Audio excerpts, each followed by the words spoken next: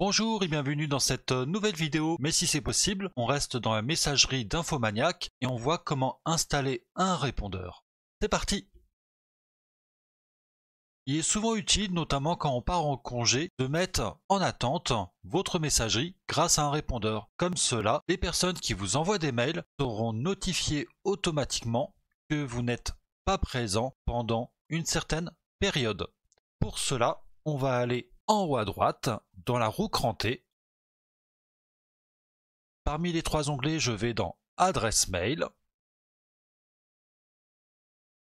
Et en bas, je sélectionne parmi la liste des actions possibles, Répondeur.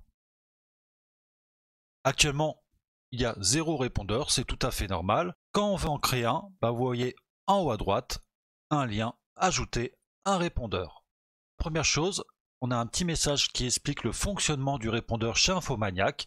Un répondeur permet de laisser une réponse automatique au correspondant pendant les absences. Le message n'est envoyé qu'une fois tous les 7 jours si un contact envoie plusieurs emails aux utilisateurs. C'est-à-dire que si je mets le répondeur à partir d'aujourd'hui, quelqu'un m'envoie un message demain, il recevra ce message de notification avec le message que je vais personnaliser. S'il me renvoie un message le lendemain, Infomaniac ne renvoie pas de mail. Par contre, dans 8 jours, donc 7 jours après, s'il me renvoie encore un mail, donc Infomaniac renvoie une seconde réponse. Il fait cette réponse tous les 7 jours. Alors, au niveau des champs à remplir, le premier c'est le nom du répondeur.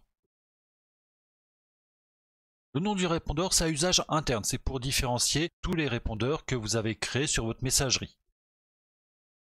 Moi je vais en créer un, je vais mettre congé de mars. Ensuite, on planifie la durée. Alors soit vous activez l'interrupteur période spécifique, c'est-à-dire que vous pouvez choisir les jours où il y aura le répondeur, notamment quand vous êtes en RTT, c'est assez pratique. Vous pouvez avoir un répondeur régulier. Sinon, si c'est sur une période, vous pouvez choisir la date de début. Donc actuellement c'est le 2 mars 2023 à l'heure où je suis en train de faire cette vidéo là. Et si je enregistre ce répondeur là, il faudra que je désactive manuellement ce répondeur. Si je choisis de définir une date de fin, vous avez une case à cocher ici, on peut définir à quel moment automatiquement ce répondeur va se désactiver. Donc par exemple ça peut être du 2 mars jusqu'au 6 à minuit, c'est-à-dire que le 6 mars à minuit, le répondeur se désactive. Par contre, si vous ne cochez pas la case définir une date de fin, ce sera à vous manuellement de désactiver le répondeur. Alors je vais vous le montrer à la suite. Enfin, on peut mettre le contenu des répondeurs. Je suis actuellement en congé jusqu'au 6 mars. Alors je fais simple, normalement on met un peu plus de texte. Et enfin, on a affiché les paramètres avancés. Là, vous pouvez choisir avec laquelle adresse vous envoyez ce message automatique. Alors quand vous êtes en version gratuite, vous n'avez qu'une adresse. Mais si vous êtes l'offre payante, vous pouvez créer une adresse spécifique au répondeur. Et vous allez la sélectionner ici. Ensuite, vous avez définissez les adresses mail que vous souhaitez ignorer, donc pour lesquelles vous n'allez pas envoyer de réponse automatique. Une fois que c'est fait, vous cliquez en bas à droite sur Ajouter le répondeur. Donc j'ai créé mon répondeur, mais pour l'instant il n'est pas actif. Même si on a mis une date, vous voyez qu'il y a une ligne qui indique le répondeur. Je vais mettre ici le nom du répondeur. Avec le créateur, c'est moi. L'aperçu du test qu'on a saisi. Et en bout de ligne, on a le petit œil pour visualiser, le crayon pour modifier et la poubelle pour supprimer. Mais on a aussi une colonne état. C'est là qu'on va activer ou désactiver le répondeur. Donc si je bascule l'interrupteur en activé, Infomaniac me dit souhaitez-vous vraiment activer le répondeur congé mars à partir de maintenant? Je veux activer dès maintenant ce répondeur. Et vous voyez en bas, ça a été très rapide, le répondeur a été activé. C'est-à-dire qu'une personne qui va essayer de vous envoyer un mail, alors je vais faire un test comme ça, je vais vous montrer. Je vais retourner sur ma messagerie.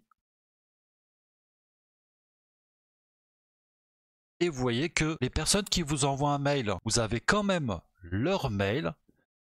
Mais sachez que sur la messagerie de l'expéditeur, vous voyez la messagerie que j'ai utilisée, Blue Mail, j'ai reçu un message automatique me disant que je suis en congé. Alors je vais vous afficher ce message-là. Infomaniac a envoyé à mon expéditeur ce message automatique. Je suis actuellement en congé jusqu'au 6 mars. Et comme je n'ai pas défini de fin de répondeur, il me suffira de désactiver ce répondeur-là via les paramètres, donc la roue crantée, adresse mail, je descends tout en bas, je vais sur répondeur, et il me suffit de désactiver le répondeur dans la colonne état. Et je valide en cliquant sur le bouton désactiver le répondeur. Alors sachez également que si vous créez plusieurs répondeurs, alors ce que je vais faire tout de suite, hop, activer le répondeur, et je vais créer un deuxième répondeur.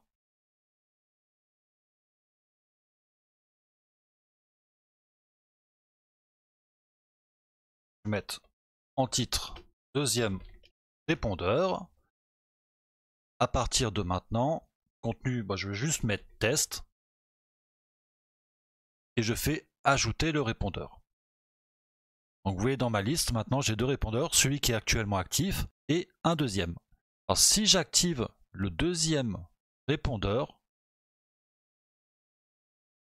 automatiquement tous les répondeurs actifs vont se désactiver. Vous voyez que mon premier répondeur qui était actif, il se désactive automatiquement parce que celui que vous avez activé manuellement prend la priorité sur tous les autres. Donc vous ne pouvez avoir qu'un seul répondeur actif à un moment donné. Ce sera tout pour cette vidéo, j'espère qu'elle vous a plu. N'hésitez pas à lâcher un commentaire, vous abonner à ma chaîne si ce n'est pas encore fait, ça m'encourage à vous proposer de nouvelles vidéos. Je vous dis à très bientôt, salut!